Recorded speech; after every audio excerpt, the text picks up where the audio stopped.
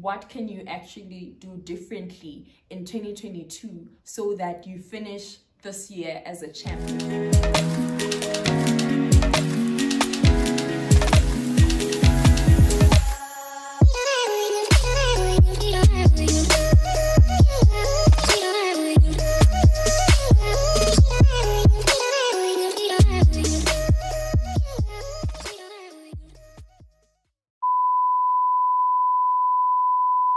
Hello everybody, welcome back to my YouTube channel. Welcome back to my YouTube channel. And if you're here for the first time, welcome. If you're a returning subscriber, a veteran in this channel, welcome back for yet another exciting episode of Risk, Money and Insurance. And I know, I've been gone. I've been gone for a while, okay, but I did tell you guys that I'll be on a content creation break for a month, and now we are back at it. It's Feb, the year January, it's over. We are starting on with 2022 on a fresh, clean slate, and we are really ready to just get into it, write those dreams down, follow through with the actions, and achieve and live our best lives. But before we get into that, I just want to, give you guys an update of where I've been and also what to expect in 2022, because where have I been, right? So I went on a break and I was still back at home. I came back from home, came back to Joburg, and then afterwards, in as much as I wasn't creating content for my channel, I was still creating content out there. I've been featured in other people's channels. I will be posting whatever feature. I did podcasts, I've been on YouTube channels, I was speaking at some event last weekend. So it's been really like crazy, right, from that perspective. But I'm so happy to be back. I'm really happy, for the season that we're in. We are blessed with yet another year. So if you've been around in this channel for a while, you know how much I respect time, and I just love making use of the time that I have to count towards something amazing, something great. And this year is no different. And so this year I really started it on an interesting note. Hold on.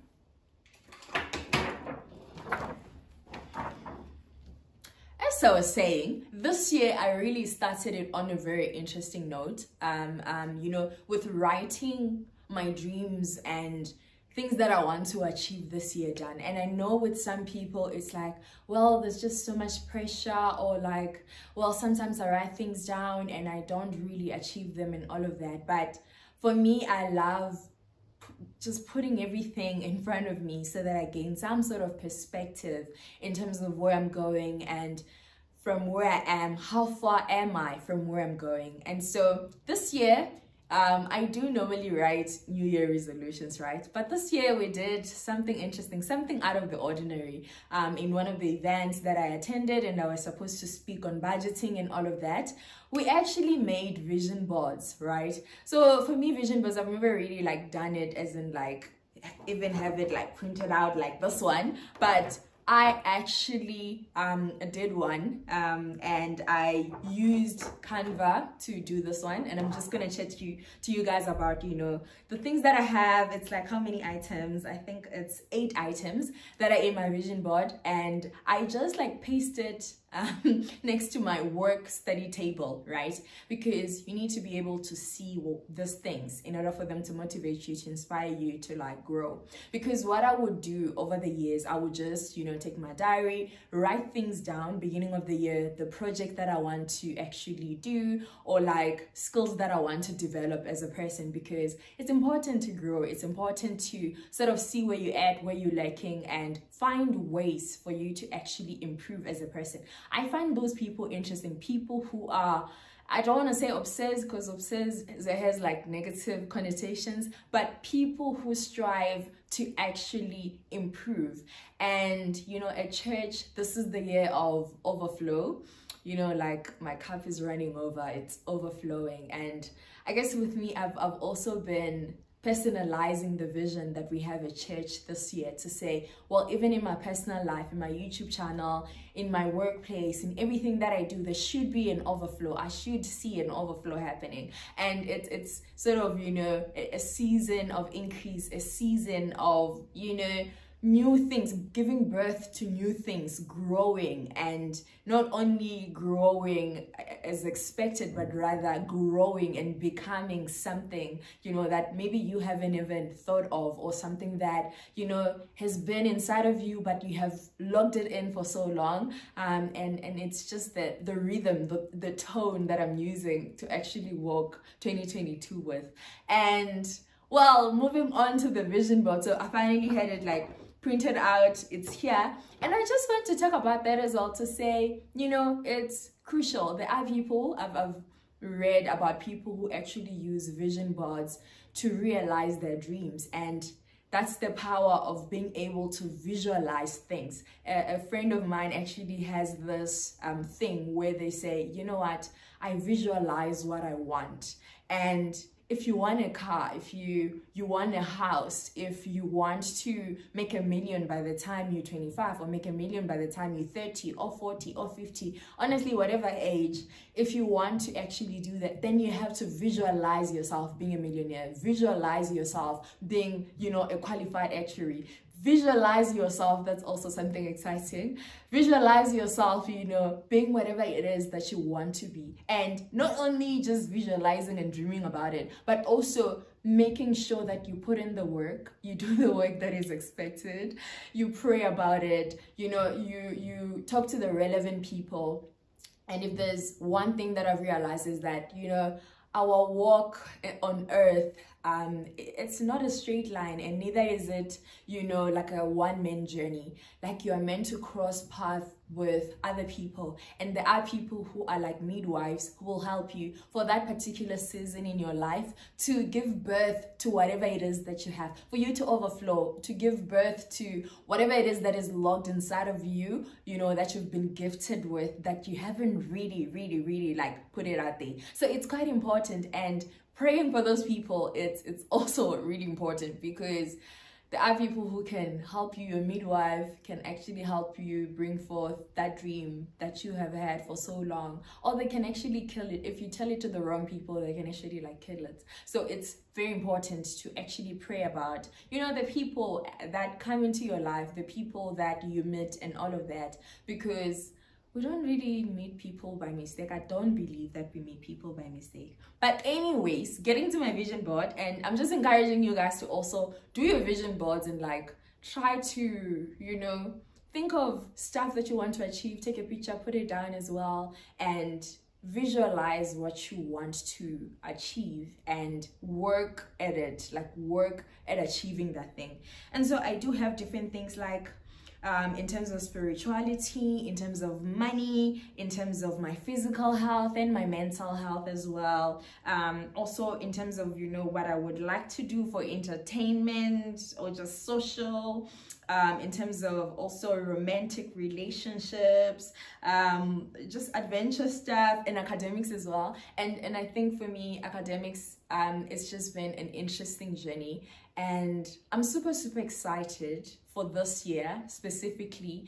And I think I'm gonna do a video about it, you know, once I've structured my things properly. I'm gonna do a video about it. But it's quite important to consider all the features, right, in your life, and not only just, you know, one area of your life. So think about what you're going to do for your mental health. For example, I want to run this year, like a lot.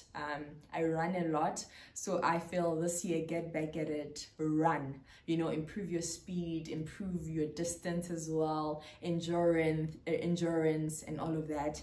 And also in terms of money, like saving money, making sure that I find, you know, small ways to actually save money, and also actively learn how to invest. I think this year, most of my investments are indirect investments. If you don't know what that is, there's a video that I did on direct and indirect investments last year, so you can like take a look.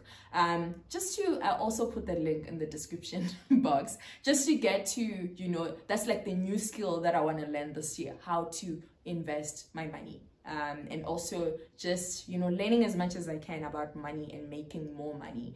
That's the whole goal for this year. And also just like spirituality as well. I mean, it's one thing to pray. I love prayer, to be quite honest. I love prayer, but also just supplementing prayer with the word of God. And so my aim is to actually study 5 books in the Bible this year, like study them in detail, and not just say, well, I'm studying the Bible, but like study them in detail. And it's quite important, because at the end of the day, you are a holistic human being. You are not just about money. You are not just about your work. You're not just about school. There are all these other areas of your life that you also need to nurture and grow and improve at, right?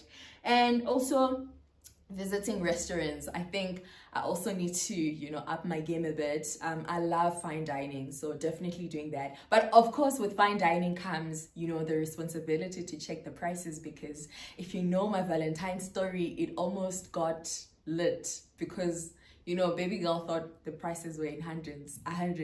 Currently the prices are in thousands. So just getting out there and exploring and being in those spaces, man. I love, you know, great ambience. I love great food, great service, you know, so definitely experiencing more of that, and definitely budgeting for it.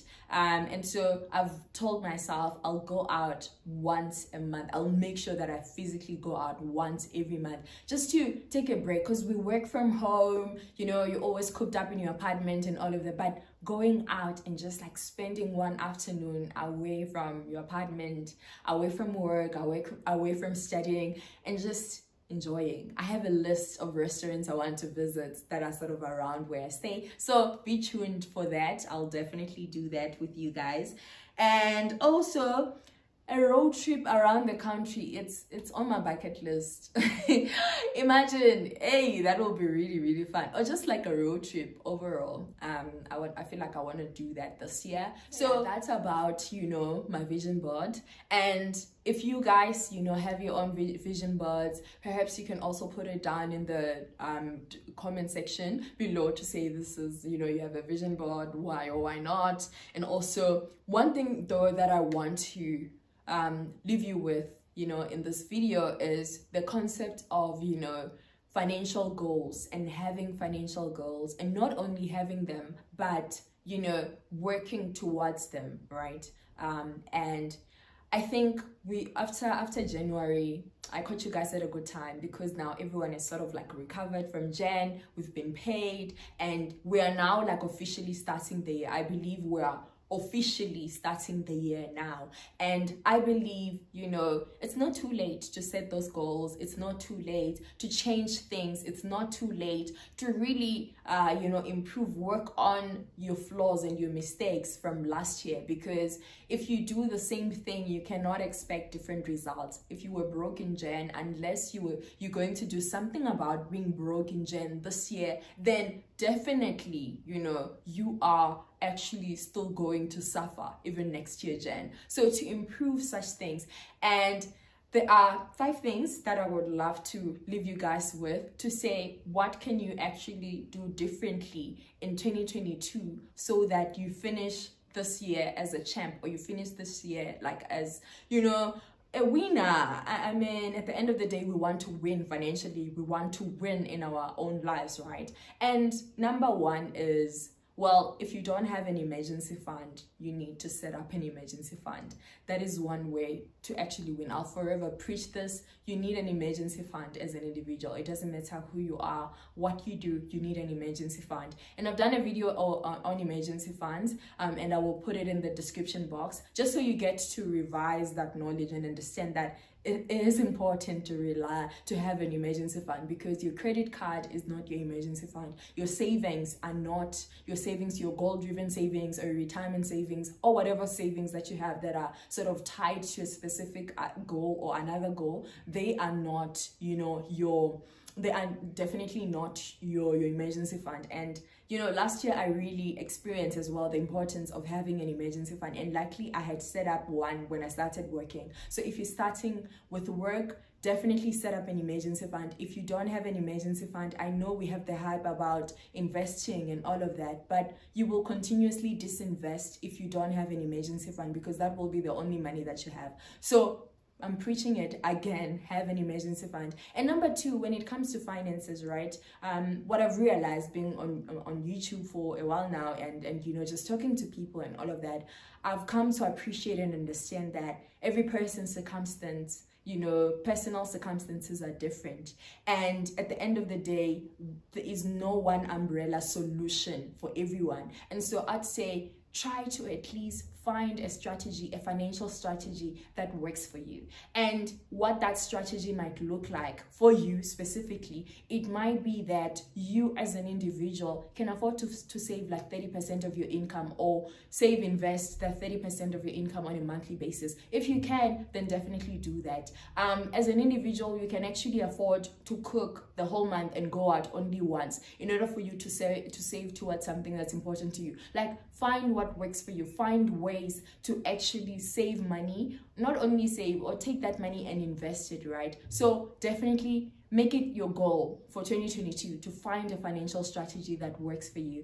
And if you don't have an idea of where to start and all of that, reach out to a financial advisor, right? So there are financial advisors that are tied to insurance companies, financial advisors tied to banks, and then there are independent financial advisors as well. You can Google them in South Africa and all of that and find them, right?